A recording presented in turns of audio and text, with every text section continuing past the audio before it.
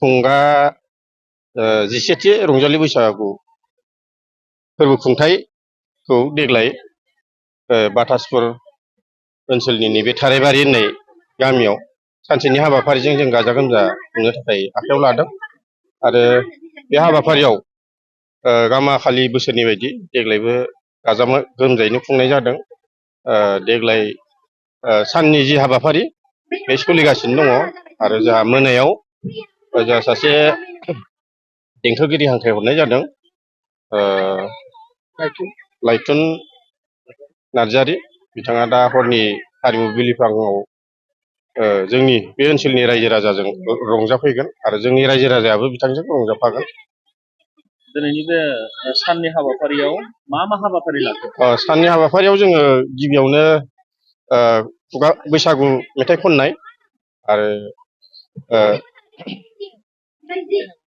बैसागु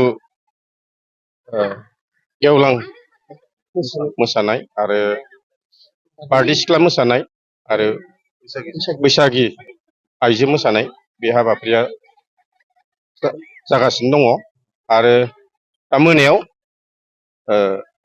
हारिमु मिलिफाङा जागोन आरो जोंना बान्था राननाय हाबाफारियाबो जागोन। नोंसोरा नैबे दायो जि खुंगासिनो दङ बे नोंथांमोननि बैसागु खुंनाय बे हाबाफारिया देग्लायनि बोसोराव खुंगा बेसे आगान? देग्लाय जोंना फैयै फैयै खुंगा 17थियाव आगान सुरबाय आरो इयुनावबो जोङो बे रंजालि बैसागु खुंफुं आफाद हिसाबै बाटासपुर हालामनि आरो ओनसोलजों बाटासपुरजों नांजाबनाय ओनसोलनि रायजो राजाफोरखौ लानानै खुंलांबाय थागोन। दिनैनि बे सानसेमानि हाबाफारियाव ओनसोलनि रायजो राजाफोर एबा मेलेमजिबिफोर एबा मोसाखावरिफोरा बेसेबांसो बाहागो लादों? बेयाव गोबां जोंनि ओनसोलनि मेलेमजिबि बिथांमोना जोंखौ मदद होदों आरो रायजो राजायाबो थोजासे बेयाव फैनानै जोंखौ मदद होदों आरो दा हरनि हाबाफारियाव बिनिफ्राय बांसिन जागोनखौ जोंहा आसा दङ। जे जोङो नुनो मोनदों नोंथांमोनहा बेबायदि समायना रमायना बेबायदि साजायनानै हाबाफारिखौ खुंदों।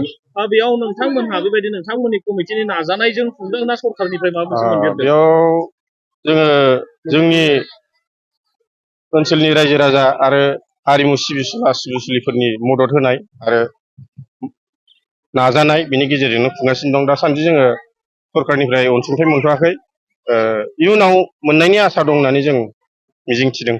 मोनसे गोजोनथाव खौरां, नोंथाङा नोंथांनि न'खौ समायना रमायना जोंख्लाब माख्लाब खालामनो गोसो दं नामा? थारैनो नोंथाङा नोंथांनि न'खौ समायना रमायना साजायनो गोसो दंब्ला नोंथांमोननि थाखाय बिजनेस बेन्स प्रडाक्ट्स कम्पानिया गोजोनथाव खौरां लानानै फैदों।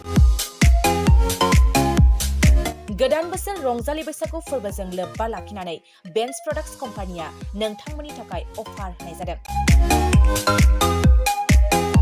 चिरां जिल्ला बेंटल गेट 27 राजा लामानि एबा सिबिथाय लामानि साखाथियाव नोंथांनि न'खौ समायना रमायना खालामनो गोसो जानाय रायजो राजाफोरनि थाखाय बिजनेस बेन्स प्रडाक्ट्सआ लानानै फैदों गोजोनथाव खौरां।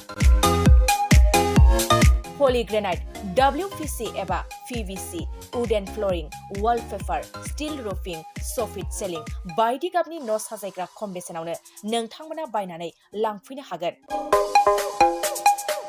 बेनि अनगायैबो नोंथाङा गोबां बाथ्रा मिथिनो थाखाय नैबे 8474015053 जानबुं नम्बरनि गेजेरजों नोंथाङा फन खालामनानै मिथिनो हागोन।